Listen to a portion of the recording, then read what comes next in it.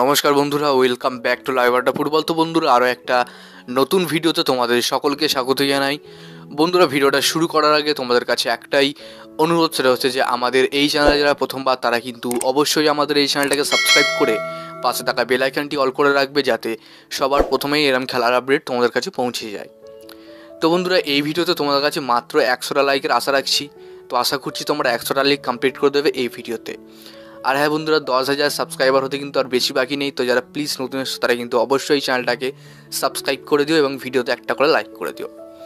তো বন্ধুরা, আজকে একটা হিউজ খবর তোমার সঙ্গে শেয়ার করার আছে, ট্রান্সফার আপডেট আছে। তো সেই সব নিয়ে আজকে আলোচনা করবো। তো তোমরা ভিডিওটা একটু স্কিপ না করে পুরোটা দেখো। আর এই ভিডিওতে 100টা লাইক কমপ্লিট হয়ে গেলে তাহলে কিন্তু অবশ্যই আমি সন্ধ্যেবেলার ভিডিওতে তোমাদের জন্য রিডিম কোড দেবো।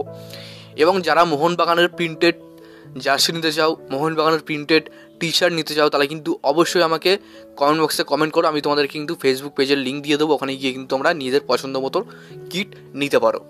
ঠিক আছে, তো চলো আজকে আমরা লিস্টনকে নিয়ে কথা বলবো, লিস্টন কোলাসোকে নিয়ে কথা বলবো, যে একসময় মোহনবাগানের সবার প্রাণভোমরা ছিল। এখন বর্তমানে প্রায় অনেক মোহনবাগান সমর্থকেরই কিন্তু প্রায় গালাগালের পাত্র হয়ে উঠেছে এই লিস্টন কোলাসো। কারণ তিনি বল দিয়ে খেলছেন না, বল সাপ্লাই করছে না, শুধু বল কাটিয়ে নিয়ে গিয়ে জোরে ঘন্ডির ভিতরে বলটা নষ্ট করে দিচ্ছে, ব্যাস এইটুকুই তার কাজ।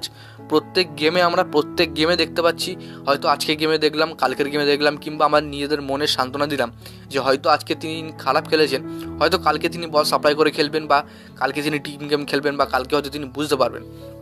তো এই করে করে লিস্টন কোলাসো কিন্তু আমাদের সবারই মন ভেঙেছে। মোহনবাগান জিতছে কিন্তু কম গোলের ব্যবধানে, কিন্তু লিস্টন যে বলগুলো বাড়াচ্ছে না, জেমি ম্যাকলারেনকে, জেসন কামিন্সকে, মনবীর সিং বাড়াচ্ছে না, সেই সব বলে থেকে কিন্তু আরও বেশি গোল পায়। মিনিমাম প্রত্যেক ম্যাচে মোহনবাগান 3টে, 2টো বা 4টে গোল কিন্তু অনায়াসেই পেয়ে যায়। তাদের যে টিম ফরমেশন, এবছরে যা টিম করেছে মোহনবাগান, 60 কোটি টাকার টিম, ভাবতে পারছো 60 কোটি টাকার মতো টিম। এই টিম নিয়ে যদি এইসব আইএসএলের টিমের কাছে এক গোলে যেতে, এক করে ড্র করে, তাহলে কিন্তু আর কিছু করার নেই। সেক্ষেত্রে কিন্তু টিম প্লেয়ারদেরই দোষ। ওকে, তো এই মুহূর্তে সবথেকে বড় খবর পাওয়া যাচ্ছে যে মুম্বাই সিটি এফসি তারা নাকি লিস্টন কোলাসোর ওপরে একটা ইন্টারেস্ট শো করেছে লিস্টন কোলাসোকে দলে নেওয়ার জন্যে। তো এইটা কিন্তু 100% সত্যি। হয়তো এখনও আইএসএল ট্রান্সফার মার্কেট থেকে বা কোনো জায়গা থেকে লিস্ট পাওয়া যায়নি, তোমরা হয়তো খুব তাড়াতাড়ি লিস্টটা দেখতে পারবে। মুম্বাই সিটি এফসি লিস্টন কোলাসোকে ডবল টাকা দিয়ে আনতে চাইছে তাদের দলে। তো তোমাদের কি মনে হয়, লিস্টন কোলাসোকে মোহনবাগান ছেড়ে দেওয়া উচিত নাকি ছেড়ে দেওয়া উচিত না? অবশ্যই কিন্তু কমেন্ট বক্সে জানিও।